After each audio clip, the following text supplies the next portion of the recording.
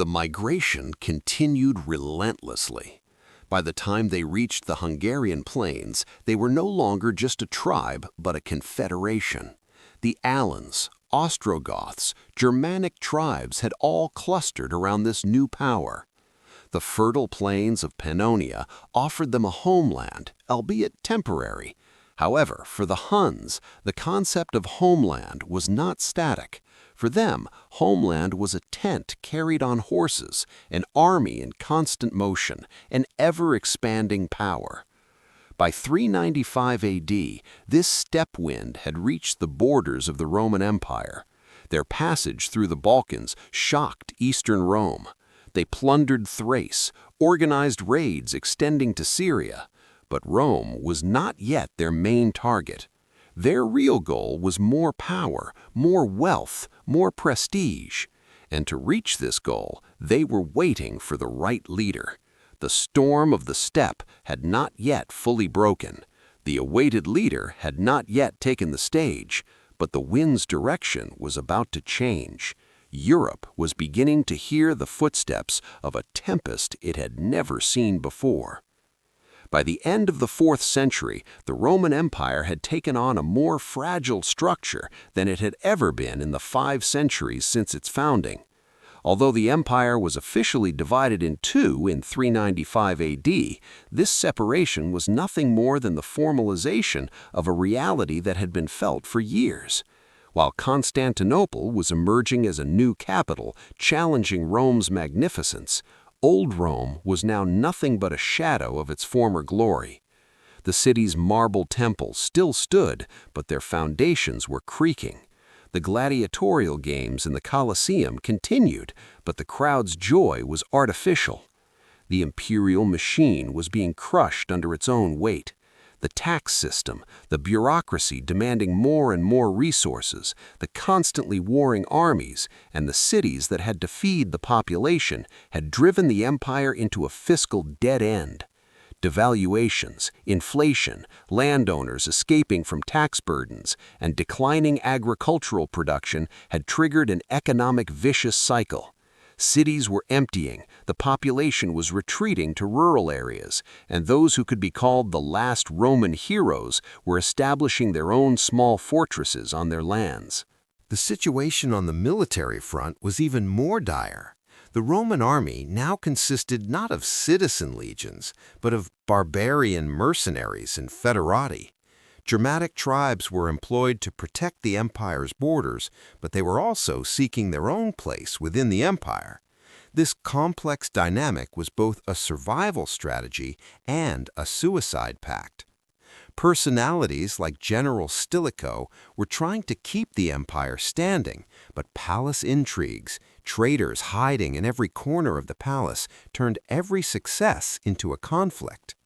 The last emperors of the Western Roman Empire were usually children or weak figures. Honorius was only 10 years old when he ascended to the throne, and the empire was actually governed by his generals and advisors under the influence of his mother, Galla Placidia. A coup was expected at any moment in the palace, and generals were eliminating each other through assassinations. The execution of Stilicho in 408 meant the loss of the last professional military genius in the empire's hands. The sacking of Rome by Visigoth king Alaric in 410 shattered the millennium-old city's myth of invulnerability. However, Rome was not only experiencing military and economic collapse, it was also experiencing a cultural and spiritual crisis. Traditional Roman religion was slowly being abandoned, and Christianity was on the rise. But this transition was far from easy. The conflict between the pagan aristocracy and the new Christian elite was further weakening the social structure. The empire was divided, both physically and spiritually. For some, Rome was still the center of the world. For others, it was a memory of a past whose collapse was inevitable. The physical fabric of the city also reflected this spiritual collapse. The population had dropped from 1 million during Augustus's time to hundreds of thousands. Forums had fallen silent, monuments were left unmaintained, aqueducts had ceased to function. Newly built churches were rising among the ancient temples, but the general atmosphere of the city was melancholic. Rome was no longer an eternal city, but becoming a ghost city. In this atmosphere, for the first time since the empire's birth, a threat from outside began to appear greater than those from within. The Huns were the darkest clouds appearing in this twilight. Rome was about to be brought down both from within and without, and at this very moment of rupture, two figures would emerge on the stage of history. One, the bloody eagle of the steppe, the other, the white-robed emissary of the church. The empire's fate would be determined at the point where these two men intersected. Attila was probably born around 406 and grew up in the harsh climate of the steppe and the merciless reality of battlefields. His real name is unknown. It's likely that Attila, meaning father or family head in the Hun language, was a title attributed to this figure who later became legendary. But whatever the meaning of his name, Attila was destined to carry this name worthily. The years he spent as a hostage in the Roman court during his youth were decisive in shaping his character. The magnificence of Constantinople, palace intrigues, diplomatic subtleties, the power of written documents left deep impressions on this child of the steppe. The Huns didn't see Rome merely as a military target, it was also a source of learning. During this time, Attila improved his Latin, learned Roman law and the administrative system, but most importantly, he found the opportunity to analyze his enemies' weaknesses and fears. In 434, following the death of his uncle Rua, he ascended to the throne together with his brother Bleda. A two-headed administration was not unusual in Hun tradition, but for Attila, this was a temporary situation. In 445, he eliminated his brother, probably by organizing an assassination during a hunt, and became sole ruler. Did this move create unease among the Hun aristocracy? It may have, but the successes Attila had shown until then and the spoils he had brought made him inevitable. For the Huns, power meant efficiency, and Attila was efficiency itself. Attila's understanding of governance was a strange mixture of pure steppe tradition and Roman bureaucracy. On one hand, he participated in shamanistic rituals, communicated with sacred swords and ancestral spirits. On the other hand, he employed secretaries who had fled from Rome, Greek translators, diplomats of Roman origin, conducted his correspondence in Latin, and had agreements prepared according to Roman law. This duality made him unpredictable both for his own people and for his enemies. The Hun Confederation reached its peak during Attila's reign. In an area extending from Pannonia to the North Sea, from the Rhine to the Black Sea, hundreds of tribes were under his command. Germans, Uranians, Slavs, even some Roman legions were fighting in Hun service. But Attila didn't rule by fear alone. He was also known as a ruler who dispensed justice, resolved disputes, regulated trade, and protected the weak. According to the accounts of Byzantine historian Priscus, he was seen as a fair judge in Attila's tent. The double-headed eagle that became Attila's symbol was probably a totem from steppe tradition. This symbol would later be used by the Byzantine Empire and Austria-Hungary as well, but its true owners were the Huns. The two heads perhaps represented east and west, perhaps heaven and earth, or perhaps the duality that Attila himself carried within. He was both a steppe chief and an emperor, both a warrior and a diplomat, both a pagan and a figure who could converse with Christians. Hun unity was so tied to Attila's personality that this was both the source of their strength and their weakness. As long as Attila lived, no tribe could rebel, no general could betray, because he was the spirit of the steppe. His word meant law, his sword meant destiny. Rome was about to face this destiny, and Attila would no longer be content with merely organizing raids. He had come to change the course of history. Rome's spiritual landscape was undergoing a fundamental transformation in the mid-5th century. Pope Leo I, who ascended to the throne in 440, was both the product and architect of this transformation. Originally from a noble family in Tuscany, Leo had rapidly risen through the church hierarchy since his youth, taking on important roles in the struggle against Pelagian separatism and in the systematization of Christian doctrine. However, what brought him to the stage of history was not only his theological depth, but also his extraordinary organizational ability and political intelligence. During Leo's time, the papacy became much more than just a religious authority. As Rome's civil authority weakened, the church had begun to effectively take over the city's administration. By 452, the imperial center had moved to Ravenna, leaving Rome defenseless. The people were seeking spiritual leadership instead of military protection. Leo filled this void perfectly. The papal palace began to function as a new senate. The pope's command became more effective than the old consular authority.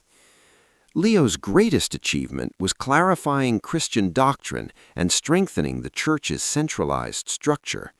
At the Council of Chalcedon, organized in 449, the doctrine of unity of Jesus' human and divine natures was defended, temporarily closing the fault lines between the Eastern and Western churches. But for Leo, the real issue went beyond theological unity. He was trying to compensate for the collapse of Rome's worldly leadership with the rise of spiritual leadership. The Pope's sphere of influence rapidly spread beyond Rome's borders. Bishops in Gaul, priests in Hispania, believers in Africa all swore allegiance to the center in Rome. To secure this allegiance, Leo constantly wrote letters, sent delegations, and intervened in local disputes. He was not just a religious man, but a statesman. And statesmanship in those days required not only diplomatic skill, but also physical courage. The leadership Leo showed during the Vandal sacking of Rome in 455 consolidated his position among the people. In an environment where others fled and hid, he stayed in the city. He negotiated with the plunderers, prevented the looting of church treasuries, and partially secured the people's safety. This event reinforced the perception that the Pope is Rome's true protector. When imperial armies failed, the church leader had succeeded. Leo's power in Rome was based not only on pragmatic calculations, but also on deep spiritual authority. His claim to be the successor of St. Peter provided him with a unique source of legitimacy. This claim would later form the basis of the papal throne doctrine. According to Leo, the fact that Peter was martyred in Rome made this city the center of Christianity, and the person standing at the head of this center possessed a spiritual authority independent of worldly powers. During this period, church buildings in Rome also became symbols of this new power. St. Peter's Basilica was being renovated, St. Paul outside the walls was being repaired, new churches were rising. But these constructions were not just religious activities, they were social projects that created employment and revitalized the economy. Leo was both providing for the people's livelihood and increasing his own popularity by employing unemployed former officials and soldiers in these constructions. When Attila's armies marched into Italy, there were really two powers in Rome that could make decisions. One was the child emperor Valentinian III, the other was Pope Leo I. The emperor had locked himself in his castle in Ravenna, not daring to come out. Leo, on the other hand, was about to face a destiny he didn't yet know. The meeting between the savior of the steppe and the spiritual leader of the city was now inevitable, and this meeting would determine the future of both Rome and Europe. Attila's legend grew not only through his conquests or diplomatic successes, but also through the sacred symbols he carried. The most important of these symbols was his sword. According to Roman historian Jordanes, this sword was not an ordinary weapon, but a divine seal. When Attila was still a young warrior, One day a shepherd noticed a bloodstain that caught his attention. When the earth was dug up, the source of the bloodstain was revealed, an unstained, gleaming sword, unlike any other. Various legends circulated about the origin of this sword. According to some, it was the weapon of an ancient Roman gladiator. According to others, it was forged from meteoric iron that had fallen from the sky. But for Attila, what mattered was the symbolic meaning the sword carried. Hun shamans declared that this sword was Mars himself. Mars, the Roman god, was the deity of war, and now this deity had been delivered into the hands of the child of the steppe. This was both a blessing and a duty. The sword played a central role in Attila's rule. Before important decisions were made, the sword was consulted, and shamans would read the sword's spirit. Before going into battle, Attila would raise his sword toward the sky, hold it toward the steppe wind, then turn to his army. This gesture was a blessing for his soldiers and a source of fear for his enemies. When the sword swung, blood would be shed. This was inevitable. According to Priscus's account, the sword was kept in a special place in Attila's tent. It stood on a 3-step elevation, wrapped in silk and fur covers inside a sword sheath. Those who were with Attila sometimes said that he would murmur toward the sword at midnight, behaving as if he were talking to someone. This was not schizophrenia, but part of steppe tradition. The sword was the carrier of ancestral spirits, of the gods' messages. The identification of the sword with Mars was also an indication of how well the Huns understood Roman psychology. For Rome, Mars was at the center of the founding legend. He was the ancestor of Romulus and Remus. Now, a barbarian leader was using Rome's own god against them. This was a propaganda masterpiece. Roman legions suffered moral collapse, thinking that their own gods had abandoned them. Attila's sword was much more than a physical weapon. It was a psychological weapon. Various legends circulated about the origin of this sword. According to some, it was the weapon of an ancient Roman gladiator. According to others, it was forged from meteoric iron that had fallen from the sky. But for Attila, what mattered was the symbolic meaning the sword carried. Hun shamans declared that this sword was Mars himself. Mars, the Roman god, was the deity of war, and now this deity had been delivered into the hands of the child of the steppe. This was both a blessing and a duty. The sword played a central role in Attila's rule. Before important decisions were made, the sword was consulted, and shamans would read the sword's spirit. Before going into battle, Attila would raise his sword toward the sky, hold it toward the steppe wind, then turn to his army. This gesture was a blessing for his soldiers and a source of fear for his enemies. When the sword swung, blood would be shed. This was inevitable.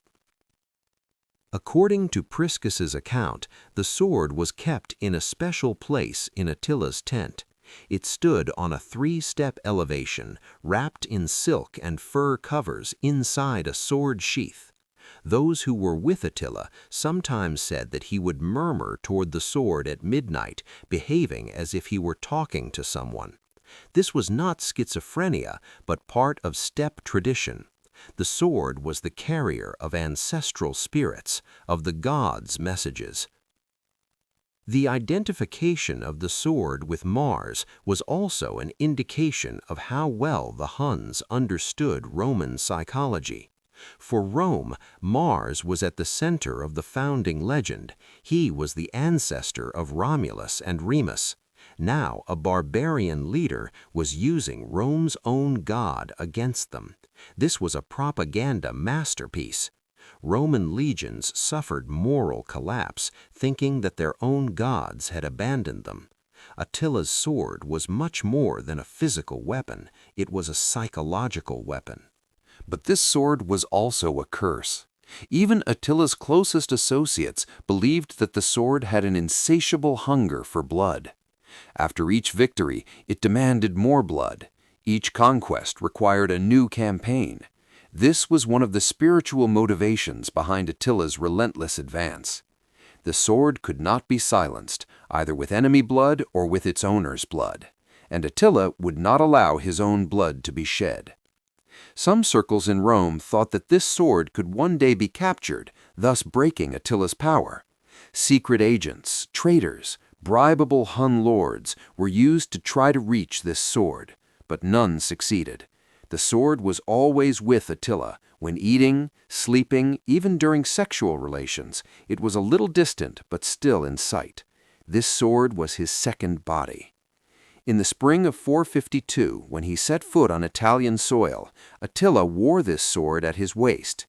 As he passed through the Po Valley, crossed the ruins of Aquileia, and advanced toward Rome, the sword of Mars moved with him. And now this sword would witness one of history's most interesting encounters, a meeting between a churchman and a steppe ruler. This time, the sword didn't seem to want blood. Perhaps it knew its own destiny, too. Attila's army was not just a military unit, but an entire community in motion. As the Hun army advanced, a large migrant caravan followed behind: women, children, elders, slaves, herds of animals. This was not an army's campaign, but a people's march. Unlike the disciplined, geometric camps of Roman legions, the Hun camp was organic, variable, almost a living organism. Tents were the center of Hun life. Made of felt and sheep wool, these tents kept cool in summer and warm in winter. Round or oval-based, with a hearth in the center, surrounded by bedding, weapon racks, storage areas. A Hun tent was as functional as a house, as portable as a fortress. Attila's own tent was enormous. According to Priscus's account, it contained wooden furniture, gold and silver vessels, and luxurious fabrics from Rome. But this luxury was not vulgarity, it was a display of power. Horses were present in every moment of Hun life. War horses, pack horses, milk horses, hunting horses. A Hun male would learn to ride before learning to crawl. Kumis made from horse milk was one of the basic food sources. Horse meat was consumed dried in winter. Horse hide was clothing and armor material. Horsehair was used in making arrows and bows. Horse dung was fuel. For a Hun, a horse was not just an animal, it was a family member, a spiritual guide, a companion for the journey after death. Warrior traditions began on the day male children were born. Babies were given small bows and arrows. Children played games on horseback. Young people acquired both combat skills and survival abilities in nature by participating in hunting parties. A Hun warrior didn't wear heavy armor. Being light, fast, and flexible was essential. Leather or linen shirts, sometimes small metal plates, felt hats as headgear. Archery required perfection. Years of training were necessary to be able to hit a small target from a moving horse. Camp life was disciplined but democratic. Attila was an absolute authority, but before important decisions were made, a council would gather, and lords and commanders would express their opinions. These councils were usually held at night around fires. Horse meat was roasted and eaten. Kumis bowls were passed around, and the cold wind of the steppe was left outside. In these meetings, not only war strategies but also justice matters were discussed. Attila's understanding of justice was harsh but consistent. Theft, treason, and cowardice required severe punishments. The role of women was usually invisible but critical. They managed tent work, grazed animals, raised children, and protected the camp when men were on campaign. However, some women were also seen on battlefields: shamans, healers, sometimes commanders' wives. Attila's own wives were symbols of diplomatic alliances. Each came from a different tribe, thus binding those tribes to Hun unity. The Hun camp was also a multicultural mosaic. Craftsmen who had fled from Rome, Greek translators, Gothic musicians, Iranian merchants were all part of this mobile world. Attila was skilled at recognizing talented people. He wouldn't hesitate to pay gold for a blacksmith, a scribe, a physician. These people had to adapt to the Hun lifestyle, but in return they were protected and enriched. In the spring of 452, this camp, which had reached the Italian border, was extremely tense. Years of accumulation, the wealth brought by conquests, but also Rome's resistance, Italy's difficult geography, diseases, fatigue. The warriors sensed that this campaign was different from previous ones. Attila was unusually silent. He was checking the Sword of Mars more frequently, talking to shamans for longer periods, staying awake at night. Outside the camp, Roman lands were burning. But inside the camp, the usual routine continued. Horses were grazed, arrows were made, children played, women baked bread. This routine was a guarantee for the children of the steppe. Wherever they went, whatever they encountered, they had their tents and horses. And now the leader of this mobile world had reached the gates of the eternal city. But he would encounter an unexpected situation. A man at the head of the church was bringing the word instead of the sword, faith instead of fear, peace instead of war. In the spring of 451, when Attila's army crossed the Rhine River, there was no turning back. This campaign was different from previous raids. In previous years, he had plundered the Balkans, imposed heavy taxes on eastern Rome, but had never advanced toward the heart of the West. Now the target was one of Rome's richest territories, Gaul. Attila's justification for this campaign was a marriage claim and land demand, using as a pretext the ring sent to him by Princess Honoria. But everyone knew this was just a diplomatic veil. The real goal was to bring Western Rome to its knees, to seize the empire's riches, to go down in history as the scourge of God. The first target was the cities in northeastern Gaul. Metz was one of the first to receive the blow. The city walls couldn't withstand the constant rain of Hun archers' arrows. The Huns, circling on their horses and shooting arrows incessantly, shattered the psychology of the brave defenders. When the walls were breached, the looting began. But Hun looting was different from that of the Vandals. It was systematic. Precious metals, weapons, slaves, grain stocks were collected in a certain order. Then the city was burned. This was done not only to gain wealth, but also to spread fear. Each burned city sent a messenger to the next. Resistance means death. Reims, Strasbourg, Troy, they fell one by one. Some cities, upon coming into sight of the Hun army, opened their gates and surrendered. These cities generally escaped plunder, but had to pay heavy taxes. Attila's strategy was to win without fighting. Fear was the most powerful weapon, and this weapon worked perfectly in the Gallic plains. Roman garrisons were few in number and demoralized. Most fled south, abandoning their cities. But there were also those who resisted. The city of Orleans showed unexpected resistance. The city's bishop, Annianus, organized the people, strengthened the walls, and even sent letters to Attila advising him to turn back. This courage was a rare thing in those days. The Hun army stayed before Orleans for days, but the city didn't fall. This resistance was a symbolic victory for Western Rome, but more importantly, it bought time. General Flavius Aetius needed this time to gather allied forces. Attila's Gallic campaign was a military success, but also contained a strategic error. Plundering cities was slowing down his army. Each fallen city required leaving a new garrison, establishing new administration. The Hun army was losing its mobility, and this mobility was their greatest advantage. Moreover, the people of the plundered cities now harbored hatred not toward Rome, but toward the Huns. This hatred would form the volunteer pool that would later join Aetius's army. By late April, Attila's army had reached the heart of Gaul, but here he received unexpected news. Aetius had assembled a large army consisting of Visigoth king Theodoric, Franks, Burgundians, and Roman legions. Two worlds were about to clash in the Gallic plains. Attila could have considered retreating, but the sword of Mars could not be silenced.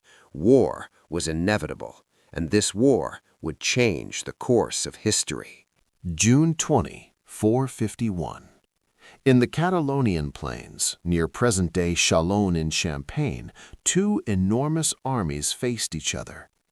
Attila's army numbered between 30,000 and 50,000, but this figure included not only the Huns, but also the Germanic tribes under their command, Ostrogoth allies, and even some Roman deserters. The allied army facing them was of similar size, but the composition was different. Visigothic heavy infantry, Frankish warriors, remnants of Roman legions, Burgundian archers. This was the largest multi-ethnic army in Roman history. Attila had spent the night sleepless in his tent. Shamans had made sacrifices, dreams were interpreted. This time, the sword was behaving differently, as if it wanted blood, but not its own blood. Attila paid no attention to this. The rules of the steppe were clear. The last person standing on the battlefield would win, and he had always been the last one standing. In the early hours of the morning, he positioned his army on a hill. This position, with the river surrounding the back, was contrary to classic Hun tactics. There was no escape route. But Attila knew his soldiers had no choice other than battle, either victory or death. The battle began with a rain of arrows. Hun archers were applying their usual tactics: approach, fire, withdraw, approach again. But this time they faced heavily armored Visigothic infantry. Arrows had difficulty penetrating the armor. Attila targeted the Romans in the center. Aetius's legions were resisting in classic Roman formation, forming shield walls. The battle was lasting longer than expected. By noon, blood was flowing freely. In the afternoon, the balance shifted. Visigoth king Theodoric fell from his horse when struck by a spear. Whether he died or was wounded is unknown, but this event drove the Visigoths into a frenzy. His enraged son, Thorismund, plunged into the Hun lines to avenge his father. This sudden attack collapsed Attila's right flank. At the same time, Aetius's central attack also began to yield results. The Hun army was being pushed back toward the river. Attila was in desperation. For the first time, he was facing the reality of defeat. The guards around him were saying they wouldn't allow him to die, but in Hun tradition, being captured was worse than death. Attila drew his sacred sword. Would he jump into the river and commit suicide, or would he launch a final attack? Just then, the sky darkened. Was it a summer storm or a divine sign? Unknown, but this confusion allowed the Huns to reorganize. Attila took a defensive position within a circle of fire. Throughout the night, they waited around the smoldering fires. When morning came, the battlefield was horrific. Tens of thousands dead, wounded, dying. Aetius had won victory, but he wasn't pursuing. Why? Perhaps he feared the Visigoths becoming too powerful, or perhaps he thought Attila's complete destruction would be dangerous for his own power. Whatever the reason, Attila and his guards withdrew under cover of darkness. The Catalonian plains had witnessed history's bloodiest battle. But this was not the end. Attila would return, and this time he would be more furious. The escape from Chalon was one of the darkest moments in Hun history. Attila had been defeated in open field for the first time. This was not just a military rout, but a spiritual devastation. The sword of Mars had not shed blood. Shamans were whispering that the gods might have become angry. There was demoralization in the army. Some Germanic tribes were quietly leaving, seeking alliances. Was Attila's spell breaking? But the children of the steppe didn't give up easily. As they crossed the Rhine River, there was a new expression on Attila's face: cold, calculating, vengeful. This defeat had made him more dangerous. He was no longer just after wealth and prestige. He had to save his honor.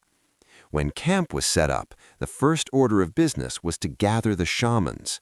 For days, rituals were performed, sacrifices were offered, dreams were interpreted.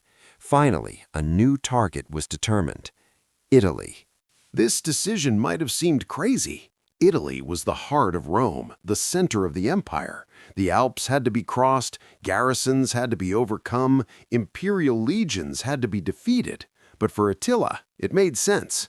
The Western Roman army had suffered heavy losses at Chalon. Aetius had gained power, but the emperor was jealous of him. Italy seemed defenseless, and most importantly, the conquest of Italy would make people forget the Gallic defeat. At the beginning of 452, preparations were complete. This time, the army was more select, more motivated. Attila had found the responsible for the defeat. Treacherous Germanic tribes were punished. Commanders were replaced. The sword of Mars wanted blood again. In January, the Alps were crossed. Snow and blizzards slowed the Hun horses, but couldn't stop them. When they first set foot in the Italian plains, Attila's eyes were shining. This time, he wouldn't make mistakes. The advance was surprisingly fast. Aquileia, Mediolanum, Milan, Ticinum, Pavia. Cities either surrendered or fell. Attila wasn't repeating the mistake in Gaul. He was plundering cities, but not lingering too long. The target was Rome. If the imperial capital fell, everything would fall. But Italy's climate was challenging those from the steppe. The humid air was making the horses sick, malaria was spreading in the army, and worst of all, food supply was becoming difficult. Italy had burned its grain stocks and poisoned its wells. By April, they were on the banks of the Po River. Only a few days' journey to Rome remained. But here they encountered an unexpected situation. The castle gates weren't opening. There was no defense, but there was no resistance either. There was a strange silence. Attila misinterpreted this silence. He thought it was fear, but the real situation was different. The castle gates had taken refuge in a spiritual power, and the emissary of this power had set out on the road. Aquileia was one of the richest cities in northeastern Italy. This port city on the Adriatic coast was Rome's eastern gateway. Goods coming from the Silk Road landed here and were distributed westward. The city's bishop possessed a rich treasury. Its walls were thick, its garrison strong. When Attila's army headed for the city, resistance was expected. But Aquileia's fate changed with one of the city's siege towers. On the third day of the siege, Attila looked at the northwestern corner of the city. A stork was leaving its nest and beginning to fly. This was a well-known sign in the steppe. Birds sense underground cavities and build their nests in safe places. If the stork was migrating, the ground beneath the walls was hollow. Attila immediately had tunnels dug in that area. Days later, the wall collapsed. The Huns poured into the city. The looting lasted 3 days. Aquileia's treasures, the accumulation of generations, artworks, gold, all were loaded onto Hun wagons. But Attila ordered the city burned. This was not just a punishment, but a message. To Italy, resistance means death. The burning city sent its smoke into the sky for weeks. Those who saw this smoke fled south and west in fear. This escape created one of history's interesting turning points. Those fleeing from Aquileia took refuge in the Adriatic lagoons. Here, temporary shelters built on water turned into permanent settlements. Fishing, salt production, port trade. Over time, these people created a new identity for themselves, Venetians. The city floating on the lagoons was the birth of the Republic of Venice. A city that Attila had burned and destroyed had become the beginning of another legend. But in those days, the tragedy of the escapes was heavy. Women, children, and elders were trying to survive amid famine and disease. Some were caught by Hun raiders as they advanced along the coast southward. Some became victims of malaria and scurvy in the lagoons. Those who survived carried the pain of their old lives while building their new ones. All that remained of Aquileia were ruins and memories. Attila was satisfied with this situation. The escapees would spread fear. Every refugee going to Rome would increase the city's panic level. But he hadn't noticed the temporary shelters in the lagoons. There, the maritime republic of the future was being born. Centuries later, the Republic of Venice would dominate the Mediterranean, bring the Latins to Constantinople, and change the course of history. The seeds of all this were planted by Attila's burning of a city. After Aquileia's destruction, Attila advanced south. Mediolano fell. Ticinum fell. Each fallen city created new waves of escape. The Italian peninsula was being shaken by waves of internal migration. Reaching Rome's gates was a matter of time, but Attila couldn't slow his pace. His army was weakening as it approached victory, and Rome was still resisting. But this resistance was not military, it was spiritual. The fertile plain of the Po River was Italy's granary. Thousands of years of agricultural tradition had fed Rome's armies and sustained the empire's large population. But in the spring of 452, these bountiful lands were burning ablaze. Attila's strategy had changed. Instead of conquering cities, he was devastating the rural areas. The goal was to force Rome into submission through starvation. Hun cavalry roamed the plain, burning villages, setting fire to fields, seizing herds of animals. This tactic worked perfectly in the steppe, but in Italy the results were different. For nomadic Huns, agriculture was meaningless. For settled Italians, it meant life. Each burned field destroyed the farmer's future. Attila ignored this suffering. War was won without mercy. The fires of the Po Valley covered the sky with black smoke clouds. The sun wasn't visible for days. This apocalyptic scene horrified the people. Some thought the apocalypse was breaking out. Churches filled, prayers increased. Attila hadn't taken this spiritual climate into account. In the steppe, gods were natural forces, rain, lightning, wind. But in Italy, God sat on a church altar, and the representatives of this God were calling the people to resist. The advance continued toward Ravenna. The capital of the Western Roman Empire was in this small port city. But Ravenna was surrounded by marshes. Hun horses couldn't move in the marshes. Attila tried a siege but failed. Ravenna's walls were being fed by reinforcements coming from the sea. This failure damaged Attila's morale.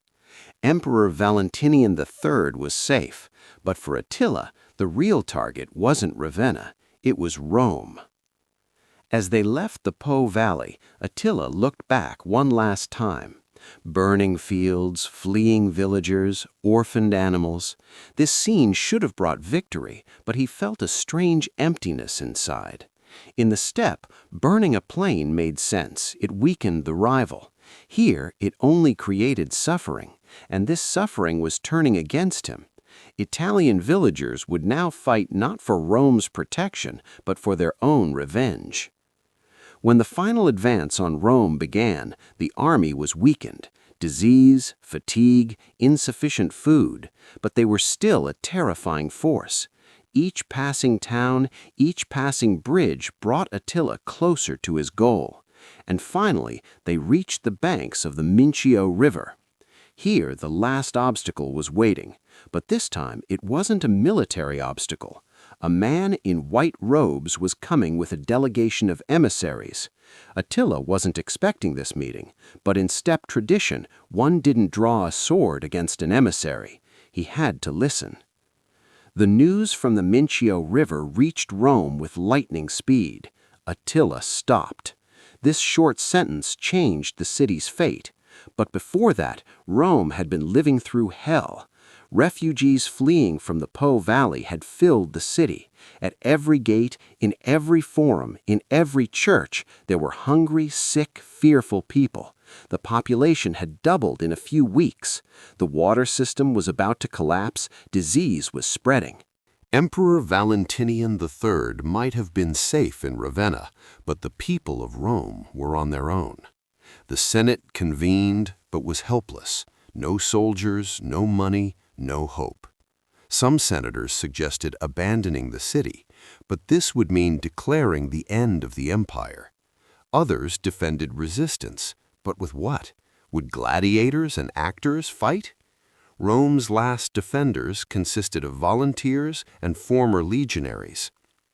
Pope Leo I emerged in this chaos. He was the only real leader. Church warehouses were opened, food was distributed, hospitals were established. Leo walked the streets, comforting the people. But he too knew that these were temporary measures. If Attila wanted, the city would fall. Then only one option remained: negotiate. Leo was one of the first to defend this idea.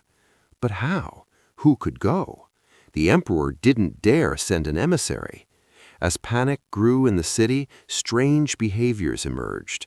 Some buried their treasures, some committed suicide, some celebrated wildly. At least let's live in our last days. Prostitution increased, drunkenness increased, religious frenzies increased. Some said Attila was Christian and wouldn't harm the church, but this was an empty hope. The Huns had burned many churches. Attila's religious belief varied according to his own interests. In this atmosphere, Leo made a decision. He himself would go. This was a crazy decision. A 70-year-old man would walk into the camp of the world's most terrifying warrior. But Leo had something: faith, both his own faith and the faith the people had in him. If he didn't go, Rome would fall. If he went, perhaps there would be a chance. The Senate supported this decision. The emperor remained silent. No one could suggest anything else. Journey preparations began. Leo put on his white robe, the papal seal, his staff, but no weapons. He took 2 emissaries from the Roman Senate with him. One was a former consul, the other a high-ranking soldier. But everyone knew that Leo was the real emissary. The others were there only for protocol. Horses were prepared, a small number of guards were selected. The departure was the next morning. That night, no one in Rome slept. Some cried looking at the Tiber River. Some prayed in St. Peter's Basilica. Some were drunk. Leo slept little. He prayed, wrote letters, arranged his will. He had surrendered to God's will. When morning came, thousands of people saw him off from the walls. The white-robed old man left through the city gate at sunrise. Behind him, the world's most magnificent city waited on the brink of collapse. Before him was the savior of the steppe, and perhaps history's most important meeting. The delegation departing from Rome advanced north from the banks of the Tiber River. The journey normally took 4 days, but this time it took longer. The roads were filled with fleeing villagers, abandoned carts, dead animals. Leo and his entourage weren't slowing down despite this scene. Every moment was valuable. They needed to meet before Attila's patience ran out, before news came from Rome. The first night they stayed in a ruined church. Throughout the journey, Leo prayed constantly. But these prayers were not prayers of fear, but of preparation. He was asking God for wisdom. What should he say? He didn't know the Hun language, but he had heard that Attila could speak Latin. This was an advantage. They could communicate directly. But what should the words be? Threat? Plea? Bargaining? On the second day, they reached the Po Valley. Though the smell of burned fields still lingered in the air, there were now only ashes. When Leo saw this scene, his eyes filled with tears. These lands had fed Rome for centuries. Now they were dead land. But this destruction strengthened his resolve. If this meeting failed, the rest of Italy would be like this. On the evening of the third day, they encountered the first Hun scouts. Warriors on horseback watched from a distance. No arrows, no attack, just observation. Leo raised his hand, making a peace sign. His white robe shone in the sunset. This image was reported to the Hun camp. When Attila received this news, he was surprised. He was expecting an emissary from Rome, but he wasn't expecting the Pope. On the morning of the fourth day, they reached the banks of the Mincio River. On the other side of the river, smoke from the Hun camp was rising. An enormous army was stationed on the opposite bank. Horses, tents, weapons. But what caught Leo's attention was the silence. Normally, such a large camp would be noisy, but the Huns were watching them. Everyone was curious about the outcome of this meeting. There was a bridge, but it was held by Hun guards. Leo advanced alone. Those with him stayed behind. This was a show of courage, but it was also a strategic move, not to create mistrust. The Hun guards looked at this old, unarmed man in astonishment. Without mentioning the suffering they had inflicted on them, he only said he wanted to meet with Attila. The guards sent word to their commander. Hours passed. The sun circled overhead. Leo waited on the riverbank. The heat wasn't summer heat, but it was tiring his old body. Yet he stood upright. Occasionally he looked back. His entourage waited anxiously, but he looked forward. In the heart of the Hun camp there was a large tent, Attila's tent, and now someone was emerging from that tent. As he walked toward Attila's tent, Leo thought about his past. As a youth, he was a child running in the rich fields of Tuscany. Then he had come to Rome, risen in the church hierarchy. He had never carried a weapon. He had never seen a battlefield. But now he was about to face the world's most dangerous man. He had no armor, but he had his white robe. This was the symbol of the papacy, but at the same time, it was the symbol of peace and innocence. His walk slowed. Hun guards had surrounded him. This was both protection and detention. Some guards cast contemptuous looks. Could this old man stop their Khagan? But in some, there was a strange respect. The courage of a white-robed, unarmed man was foreign to them. In the steppe, displays of power were done differently, but this was a different kind of power. As he approached Attila's tent, he began to see the details. The enormous structure covered with felt and fur, gold-embroidered poles, statues looted from Rome, Greek vases. This wasn't a barbarian leader's tent, it was an emperor's palace. But outside, there was no trace of classic Roman order. Horses were tied, children were running, women were washing clothes. This was the living space not of an army, but of a people. He stopped at the tent entrance. The leather curtain parted. Light seeped from inside. Leo took a deep breath and entered. The first thing he felt was the smell of smoke. Incense, hearth, oil, a mixed but intense smell. When his eyes adjusted, he saw the interior. A hearth in the center, cushions around it, weapons on the walls, hides, carpets, and opposite, sitting on an elevation, a man. Attila was waiting for him. A short-statured man with broad shoulders, thick mustache, sharp nose, and piercing gaze. In his hand, the legendary sword was not present, but it stood beside him. When Leo saw this sword, he shuddered, but he didn't show it on his face. Before speaking, Attila scrutinized him. Seconds felt like minutes. Then he spoke in Latin. "Did Rome send me a young general or an old priest?" When Leo heard this sarcastic tone, he smiled. The dialogue had begun. The air inside the tent was heavier than the summer heat outside. Attila didn't rise from his seat. Leo stood. This was the first move in the power game. He hadn't been invited to sit, but he couldn't sit on his own. But standing was also tiring. Leo turned this physical difficulty into spiritual strength. His upright posture was a display of resistance. Around Attila were shamans and commanders. All were silent. This meeting was unexpected. Normally, emissaries would meet with advisors first, then be communicated to the Khagan. But Leo had been received directly. Was this Attila's respect or his curiosity? Perhaps both.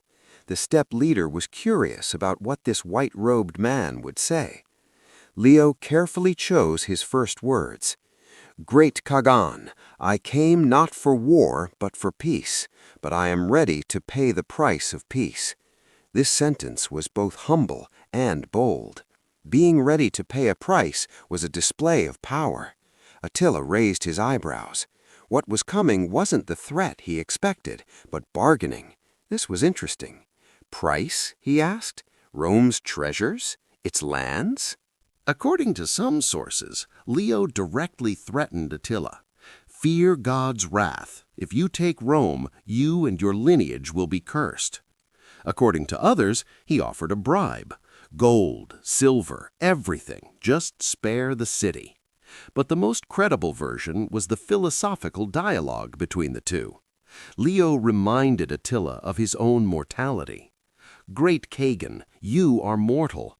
What do all these conquests mean in the face of death?" Attila wasn't someone who feared death, but he feared being forgotten. Leo offered him a different kind of permanence. If you make peace, history will remember you not just as a conqueror, but as a wise leader. Rome will write your name. But if you burn it, you will remain just a barbarian. This was appealing to Attila's pride. In steppe culture, reputation was important, and Rome's reputation was still great. According to another version, Leo used pragmatic arguments. Your army is sick, tired. You can't fight in Italy's summer heat. Ravenna can't be taken. If you go south, Byzantium will attack you from behind. This campaign will destroy you. This was a military analysis. Attila knew this, but hearing it from someone else was different. Leo was appealing to his strategic intelligence. The most romantic version was based on the mutual respect of the two leaders. Attila had admired Leo's courage. "Does your religion," he had said, "give you this courage?" Leo had replied, "Faith gives courage, but love makes it meaningful." This sentence had deeply affected Attila. In the steppe, love was the bond felt for family, ancestors, land. But love for the enemy? This was a new concept. Which was true? Perhaps all of them, perhaps none of them. But the result didn't change. Attila gave the order to withdraw. This decision showed that something had changed within him. Perhaps Leo had reminded him of the voice inside himself, or perhaps he was just in the right place at the right time. History sometimes depended on such coincidences. Chapter 17. The Miracle, the Two Saints in the Sky. As the conversation continued, those waiting outside the tent noticed something strange. The sky suddenly brightened. Light was filtering through the clouds. Some said this light was the sun's reflection, but some claimed to have seen two figures, two warriors with swords, standing in the sky, looking at the tent, St. Peter and St. Paul. This vision spread rapidly. Leo's entourage immediately reported this miracle. When it reached Rome, the story grew. The saints had threatened Attila. If he harmed Rome, they would descend from the sky and punish him. This legend was painted, written, and told throughout the Middle Ages. In Raphael's famous fresco, the two saints in the sky are depicted looking down at Leo and Attila on the ground. But what was the truth? Perhaps the light in the sky was a simple meteorological event. Italy's summer storms created sudden light displays. But this explanation didn't reflect the atmosphere of that day. People wanted a miracle. Rome's not falling was a miracle, and to explain this miracle, celestial intervention was needed. Among Attila's own men, this event also resonated. Shamans tried to make bad sign interpretations, but among the soldiers there was a strange unease. If Rome's gods were truly so powerful, why were they fighting? In the steppe, before fighting, dreams were interpreted, prophecies were listened to. This sky sign might have been the approval of the withdrawal. How did Leo react to this event? History hasn't recorded it, but his character suggests that he wouldn't hesitate to use such a miracle. The papacy used symbolic power alongside spiritual power. If the light in the sky facilitated Attila's withdrawal decision, Leo would be pleased. The goal was the result. Rome was saved. Centuries later, this legend was interpreted differently. Some said Leo had hypnotic power and influenced Attila. Others claimed there was a secret agreement. But the legend maintained its most powerful form. 2 saints descended from heaven to protect Rome. This belief shaped the spiritual map of medieval Europe. The idea that the Pope was supported by celestial powers consolidated the Church's authority. Attila withdrew, but this wasn't without cost. Rome made a heavy payment. Gold, silver, silk, spices, treasures were loaded onto Hun wagons.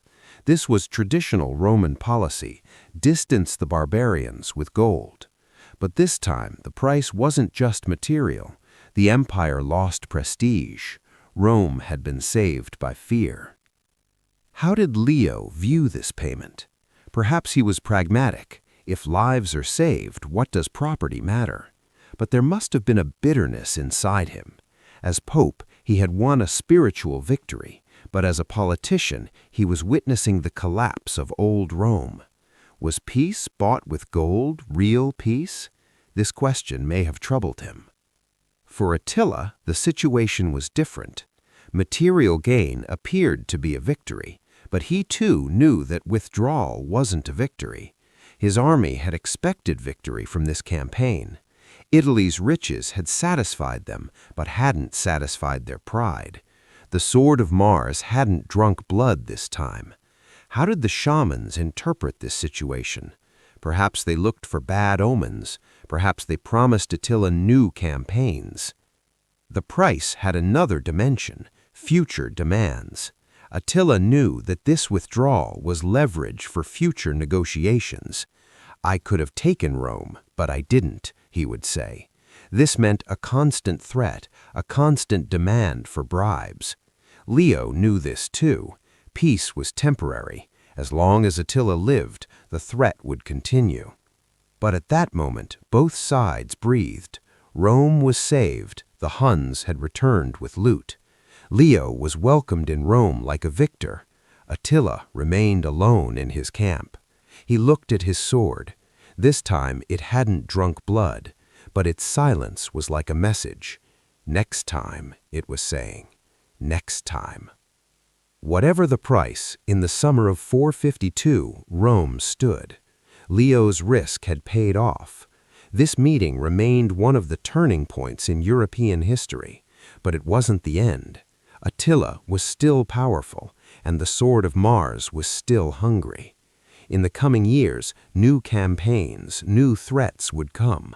But on that summer day, on the banks of the Mincio, 2 worlds had come to an understanding without clashing.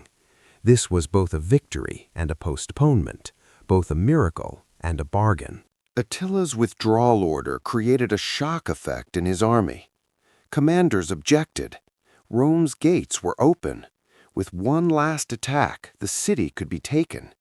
But Attila was determined. When camp tents began to be taken down, some warriors cried.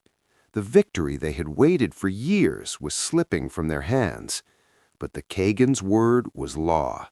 They submitted. The retreat was harder than the advance. The army's morale was broken. The people of the plundered cities were now looking not with fear, but with hatred. Stones were thrown at Hun columns, ambushes were set up. Italian villagers tried every means to slow down the occupying army. Wells were poisoned, bridges were destroyed, roads were trapped. This resistance wasn't organized, but it was effective. As they passed through the Po Valley, disease emerged. Summer heat, marsh air, insufficient food, dysentery, and even plague cases were seen in the army. The Huns were vulnerable to these climate conditions. The dry air of the steppe was their body's need. Italy's humid, hot, diseased atmosphere was slowly consuming them. Attila saw these losses, but showed no expression on his face. As they approached the Alps, another danger emerged: the Allied army. Aetius knew the Huns had weakened. It was the perfect opportunity to avenge the defeat at the Catalonian plains, but he too didn't move. Why? Perhaps he had fallen out with the Visigoths. Perhaps the Roman emperor feared his growing power. Perhaps both sides were tired. War served neither's interests. When Attila saw the Alpine pass, he looked back. Italy was in smoke. Burning fields, ruined cities, fleeing people. This was the mark he left. But this mark wasn't a mark of victory. It was unfinished business. Rome still stood, and this thought troubled him. The sword of Mars was restless in its sheath. When they returned to the Pannonian plains, summer was ending. Attila re-established his camp, but this time there was no old peace. Murmurs had begun among the tribes. The Gallic campaign had been unsuccessful. The Italian campaign had been left incomplete. Gold had provided temporary satisfaction, but the children of the steppe fought not for gold, but for victory. Attila sensed this unease, but didn't discuss it. In the spring of 453, Attila made a new marriage. The bride was Ildiko, one of the Germanic princesses. This marriage was a political alliance. It was done to repair relations with the Germanic tribes along the Rhine to compensate for losses.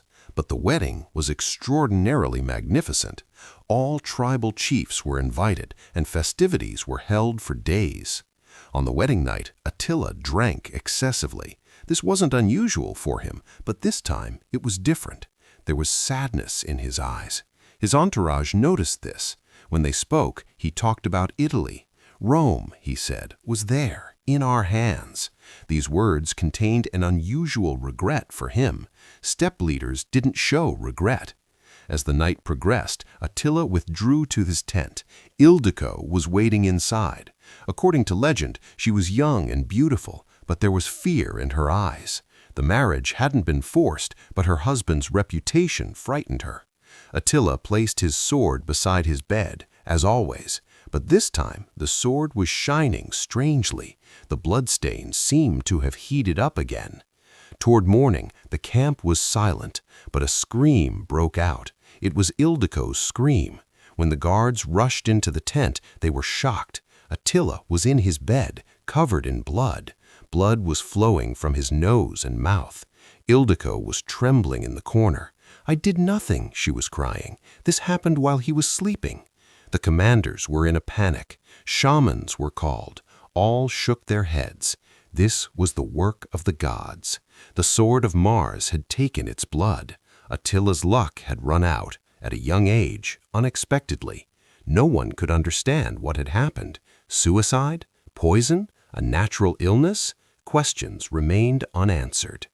Legends magnified this night. According to some, Ildiko had acted for revenge. Her family had been killed by the Huns. According to others, Attila's own sins had consumed him. Not burning Rome had drawn the gods' wrath. But the truth was probably simpler. Excessive alcohol, probably vascular blockage or stomach bleeding. But this mundane explanation didn't fit the legend. The news enveloped the camp like smoke. First whispers, then screams. Attila had died. It was unbelievable. He seemed immortal. For years he had walked the battlefields without a scratch. His sword protected him. But now, with the sword beside him, he was gone. Shamans interpreted dreams. The skies were covered with dark clouds. The steppe was mourning. The commanders gathered. What should they do? Attila's sons were still young. There was no leader in the middle. And in the steppe, lack of leadership meant chaos.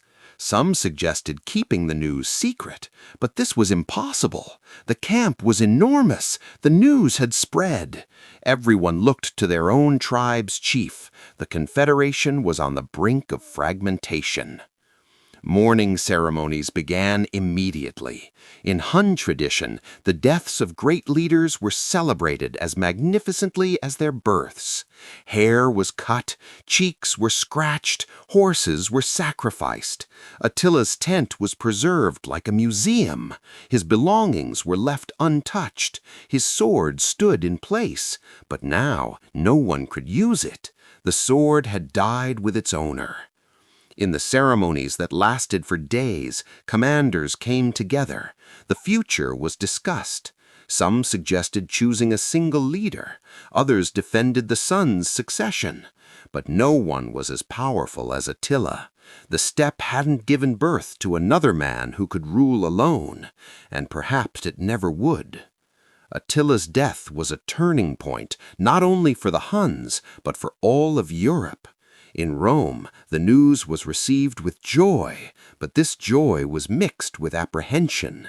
If Hun unity dissolved, who would fill the vacant area? Goths? Vandals? Franks? Uncertainty was more dangerous than ever. After Attila's death, 3 sons remained: Elik, Dengizic, Ernak. All had mothers from different tribes. This was a political strategy. But now it was creating problems. Which one would be sovereign? In Hun tradition, the most powerful leader was chosen, but the children hadn't yet become powerful. Uncles, cousins, commanders all wanted the throne.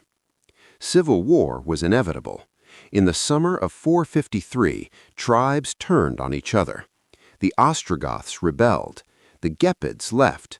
The Alans withdrew. Attila's unity was so tied to his personality that it began to dissolve with his death. Everyone wanted their old freedom. No one wanted to bow to another Attila. Elik sat on his father's throne, but this was on paper. Real power had fragmented.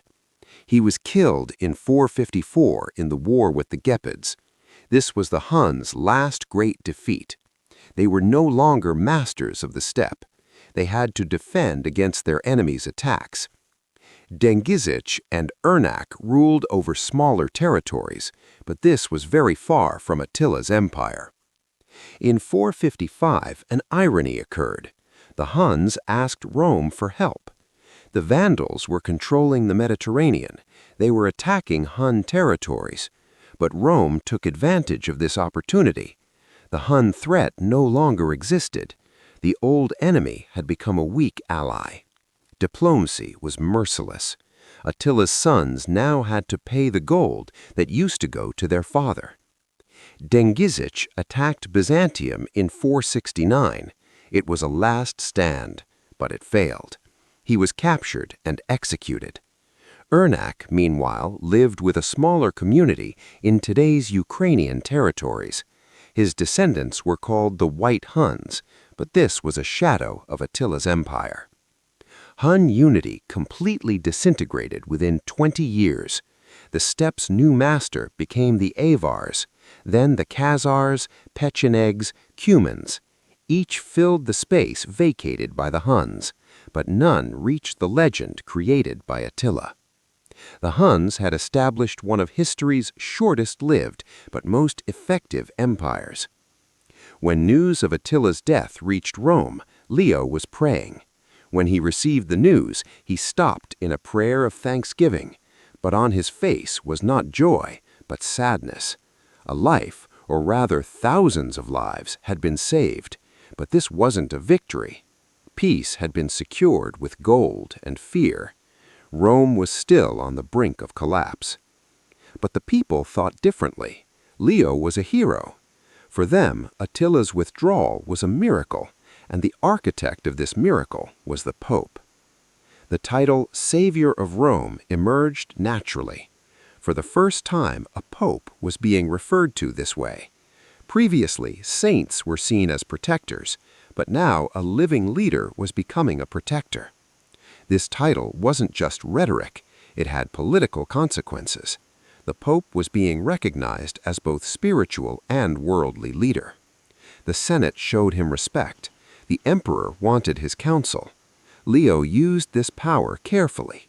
He expanded church properties, helped the poor, rebuilt the city. But his most important work was in the field of doctrine. When he died in 461, Leo was canonized as a saint, Saint Leo the Great. His tomb is in St. Peter's Basilica, but his real legacy was the strengthening of the papal institution. The title Savior of Rome was also attributed to subsequent popes. The pope's duty to protect the city became tradition. This formed the foundation of the Church's political power in the Middle Ages. Leo's meeting with Attila was depicted in art for centuries. Raphael's fresco is the most famous. But this representation is different from historical reality. In art, Leo wins, Attila submits. In reality, there was negotiation. But this negotiation doesn't change Leo's courage to take risks. He had risked everything to save his city. Leo's legacy has reached the present day.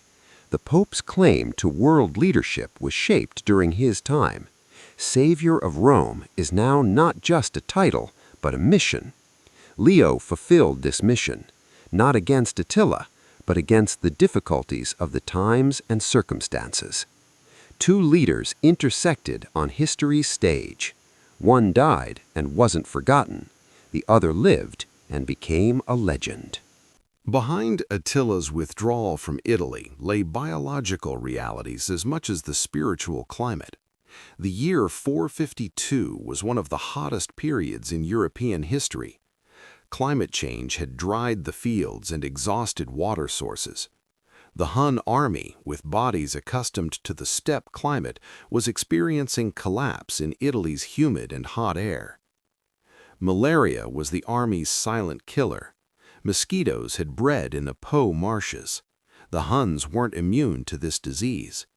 Symptoms began secretly: shivering, fever, sweating, then loss of consciousness, entering a coma. Dozens of warriors were falling each day. Shamans performed magic, but they couldn't see the microbes. Modern research shows that during this period, the army suffered 15 to 20% losses. Nutritional problems were even more dire. The Hun army had lived dependent on local resources for years. In Italy, however, fields had been burned, grain stocks had been hidden. Horse meat was the basic protein source, but the horses were getting sick too. In some areas, soldiers went hungry for days. The children of the steppe couldn't cope with hunger. This physical weakness fed moral collapse. There were also plague rumors, not the Black Death, but an epidemic showing similar symptoms. The number of dead was more than war casualties. Attila tried to keep this situation secret. He silenced his commanders with accusations of treason. But the reality was inevitable. The army was in no condition to fight. The meeting with Leo was actually a face-saving excuse for withdrawal. The situation on the Roman side wasn't different. The empire was struggling with famine and disease, but they had castles, walls, hospitals. The Huns, however, were in the open. Attila had to see this biological reality. No matter how powerful he was, he couldn't resist the power of nature. The sword of Mars was ineffective against microbes. This reality is history's irony. What saved Rome wasn't military genius or diplomatic intelligence, it was invisible microbes. When Attila's empire encountered biological limits, it collapsed. Modern historians have created romantic narratives by ignoring these biological factors, but reality is usually simpler and more merciless. Leo's success against Attila can't be explained by faith alone. Behind it was a cold political calculation. Born as a Tuscan nobleman, Leo had learned the intricacies of Roman politics. As he rose in the church hierarchy, he also walked the Senate corridors. This dual experience made him unique. The decision to meet with Attila was a calculated risk. Leo knew the emperor's timidity. Valentinian III was hiding in Ravenna. If Rome fell, the emperor would remain safe, but he would lose his prestige. Leo filled this void. As pope, he couldn't abandon the city, but at the same time, he could save the city. This was both a spiritual and political necessity. The preparations before the meeting were an example of professional diplomacy. Leo had analyzed Attila's psychology. Proud, ambitious, but at the same time practical. He could take Rome, but the cost would be heavy. Leo magnified this cost: disease, fatigue, possible guerrilla warfare. At the same time, he offered alternatives: gold, prestige, the image of a wise leader. This carrot-stick approach was classic Roman diplomacy. But Leo wasn't just a manipulator. He was doing what he believed in. Rome was the center of Christianity. Protecting this center was his duty. He wasn't fighting against Attila, he was fighting against time. The empire was collapsing, but the church could remain standing. This vision was realized in the following centuries. Leo was seeing the future. Subsequent popes followed this model. Gregory the Great stopped the Lombards through negotiation. Zacharias gained the support of the Franks. Diplomacy became the church's most powerful weapon. Leo's legacy wasn't just an event, it was a method. The combination of faith and pragmatism. This was the DNA of medieval papacy. Historians interpreted Leo differently. For some, he was a devout leader, for others, a skilled politician. Actually, he was both. This duality made him successful. Pure faith would have been ineffective against Attila. Pure pragmatism would have lost popular support. Leo found the balance. The titles saint and diplomat didn't exclude each other. They completed each other. After Attila's death, 3 sons remained: Elek, Dengizic, Ernak. All had mothers from different tribes. This was a political strategy, but now it was creating problems. Which one would be sovereign? In Hun tradition, the most powerful leader was chosen, but the children hadn't yet become powerful. Uncles, cousins, commanders all wanted the throne. Civil war was inevitable. In the summer of 453, tribes turned on each other. The Ostrogoths rebelled. The Gepids left. The Alans withdrew. Attila's unity was so tied to his personality that it began to dissolve with his death. Everyone wanted their old freedom. No one wanted to bow to another Attila. Elek sat on his father's throne, but this was on paper. Real power had fragmented. He was killed in 454 in the war with the Gepids. This was the Huns' last great defeat. They were no longer masters of the steppe. They had to defend against their enemies' attacks. Dengizic and Ernak ruled over smaller territories, but this was very far from Attila's empire. In 455, an irony occurred. The Huns asked Rome for help. The Vandals were controlling the Mediterranean. They were attacking Hun territories. But Rome took advantage of this opportunity. The Hun threat no longer existed. The old enemy had become a weak ally. Diplomacy was merciless. Attila's sons now had to pay the gold that used to go to their father. Dengizic attacked Byzantium in 469. It was a last stand, but it failed. He was captured and executed. Ernak, meanwhile, lived with a smaller community in today's Ukrainian territories. His descendants were called the White Huns, but this was a shadow of Attila's empire. Hun unity completely disintegrated within 20 years. The steppe's new master became the Avars, then the Khazars, Pechenegs, Cumans. Each filled the space vacated by the Huns, but none reached the legend created by Attila. The Huns had established one of history's shortest-lived but most effective empires. When news of Attila's death reached Rome, Leo was praying. When he received the news, he stopped in a prayer of thanksgiving, but on his face was not joy, but sadness. A life, or rather thousands of lives, had been saved, but this wasn't a victory. Peace had been secured with gold and fear. Rome was still on the brink of collapse. But the people thought differently. Leo was a hero. For them, Attila's withdrawal was a miracle, and the architect of this miracle was the Pope. The title Savior of Rome emerged naturally. For the first time, a pope was being referred to this way.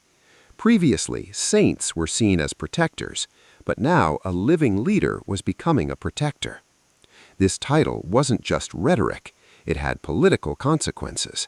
The pope was being recognized as both spiritual and worldly leader. The Senate showed him respect. The emperor wanted his counsel. Leo used this power carefully. He expanded church properties, helped the poor, rebuilt the city, but his most important work was in the field of doctrine.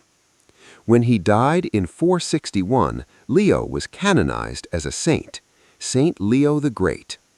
His tomb is in St. Peter's Basilica, but his real legacy was the strengthening of the papal institution. The title Savior of Rome was also attributed to subsequent popes. The pope's duty to protect the city became tradition. This formed the foundation of the Church's political power in the Middle Ages.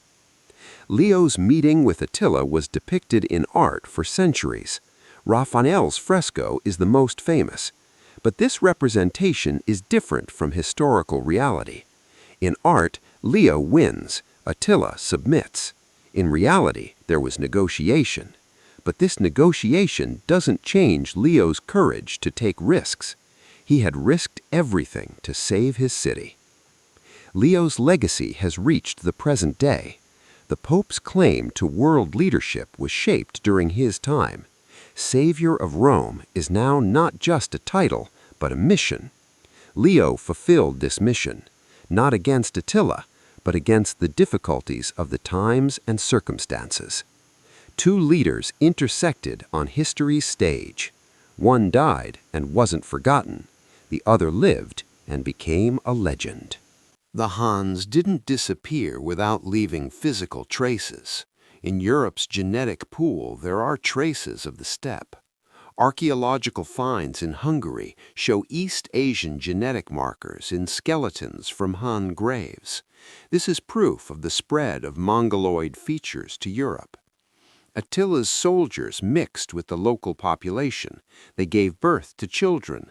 Genes passed from generation to generation. The cultural heritage is more pronounced. Hungarian equestrian tradition is of Hun origin. The so-called Chicos mounted shepherds carry the traces of the steppe. Hungary's symbol is the horse and horseman. This is a 1,500-year-old connection. Attila's horses are still running in those plains, metaphorically speaking. The military doctrine impact also exists. The use of light cavalry instead of heavy infantry, psychological warfare tactics, hit-and-run strategy. These were learned from the Huns. Medieval European armies used these tactics. When Genghis Khan and the Mongols brought back Hun methods, Europeans thought it was new, but it was old, coming from the steppe. Linguistic traces are also debated. Hungarian is from the Ural-Altaic language family. This may be connected to the Hun language, but there's no definitive proof. Some researchers suggest that old word layers in Hungarian are of Hun origin, words like hadur, war god, chata, battle. These hypotheses are unproven, but they're appealing. There are also traces in Europe's culture of fear. The name Attila was synonymous with savagery for centuries. The concept of scourge of God was used in other contexts. The Mongol invasion, Tartar attacks, all had Hun references. Attila became an archetype in European memory, the threat from the East, destructive but temporary. These traces are invisible but permanent. The Huns couldn't conquer Rome, but they touched Europe's identity. They forced boundaries, shaped reactions. Subsequent barbarian invasions were managed according to the Hun experience. This is an indirect but deep impact. History is the story not only of winners, but also of losers. The pinnacle of medieval Germanic literature is the Nibelungenlied. In this epic poem, Attila appears as Etzel. But this isn't the historical Attila, it's a mythological figure. In the Nibelungen, Etzel is the king of the Huns, but a passive, almost ridiculous character. He becomes a tool for his wife's Kriemhild's revenge plan. This representation is an interesting psychological projection. The Germans had defeated the Huns at the Catalonian plains, but the fear is still alive. Etzel's passivity is the control of this fear. He can be dangerous, but we can manage him. This is a typical attitude toward a defeated enemy. At the same time, it prepares the ground for Germanic he-male heroism.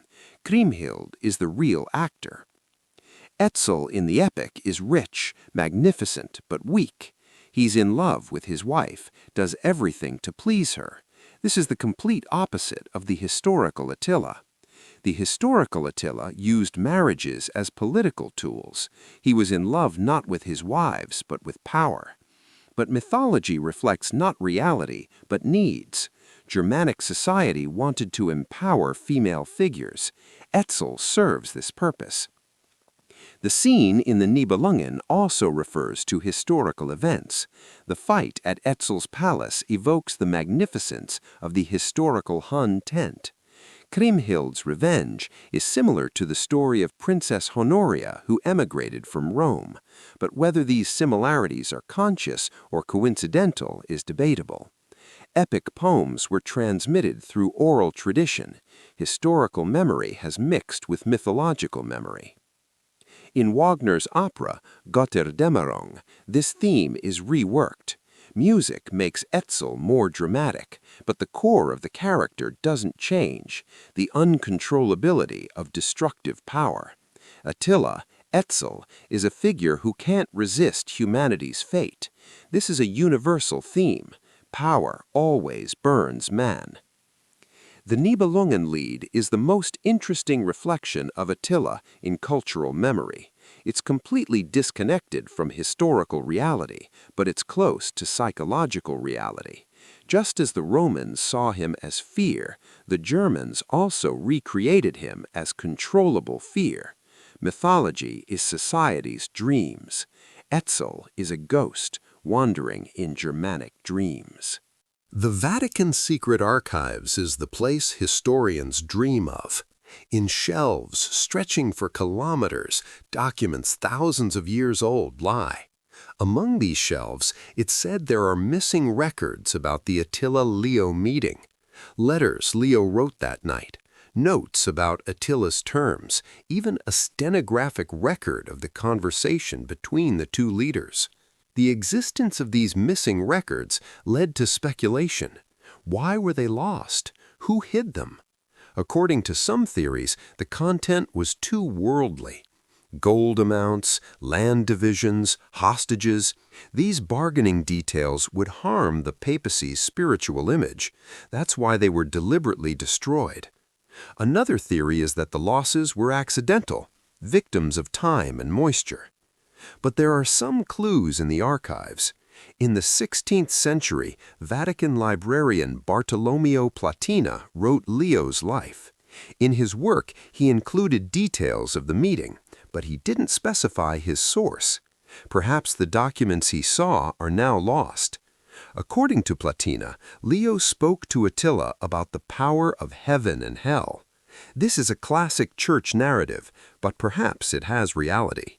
In the 20th century, Vatican archivists mentioned a Leo file, but this file was lost during World War II. Perhaps it was stolen by German soldiers. Perhaps it was moved elsewhere. Perhaps it's still standing in a corner of the archives on an unexpected shelf. History's irony, the most sought documents are in places we overlook. Modern technology has brought new hopes. Spectroscopy can read erased writings. Carbon dating can verify the authenticity of documents. But the Vatican doesn't give full access to its archives. Secrecy is part of the institution's fabric. Perhaps the missing records are more effective than their absence. Mystery feeds imagination. For historians, this situation is frustrating, but for literary figures, it's appealing. Novels are written in the gaps. Lost records produce scenarios. The Vatican's secret shelves are the food source of popular culture. From the Da Vinci Code to Assassin's Creed, these works aren't real, but they give a sense of reality. Perhaps this is one of history's functions, to remind us of reality, but also to keep imagination alive. Attila and Leo appeared to be opposites. One destruction, the other protection. One sword, the other staff. One step, the other city. But this opposition is superficial. Both were users of power. Both represented their peoples. Both were in the right place at history's breaking point, and both, in their own ways, shaped humanity's future. Attila's impact appears negative. He destroyed, burned, and razed. But destruction opens the way for new constructions. Venice was born from the ruins of Aquileia. Rome, being under threat, led Western Europe to search for its own identity. The barbarian threat strengthened the consciousness of civilization. If Attila hadn't existed, Europe would have been shaped differently, perhaps slower, perhaps differently. Leo's impact appears positive. He protected, saved, built. But this protection reinforced the status quo. It delayed Rome's collapse, but couldn't stop it. The Church's strengthening formed both the foundation and the limitation of the Middle Ages. Leo's victory was short-term salvation. It was within long-term transformation. Whether this transformation was good or bad varies depending on perspective. The meeting of the two figures is the birth of European identity, East and West, steppe and city, paganism and Christianity. The dialogue of these opposites made Europe what it is. Conflict and reconciliation, war and diplomacy, faith and interest. These dualities have continued to the present. Attila and Leo were the first great representatives of these dualities. Today, this story has lessons. Power alone is not enough. Attila's empire collapsed with his death. Diplomacy alone is not enough. Leo's agreements were temporary. But the combination of the two brings permanence. Modern leadership seeks this balance, hardness and flexibility, vision and pragmatism. In the end, the scourge of God and the staff of the Church should be mentioned together. History is not a single success story. It's the story of conflicting but coexisting forces. Attila and Leo are the protagonists of this story. One died, one became a saint, but both are still alive, in Europe's memory, in world history's narratives, and now in these lines.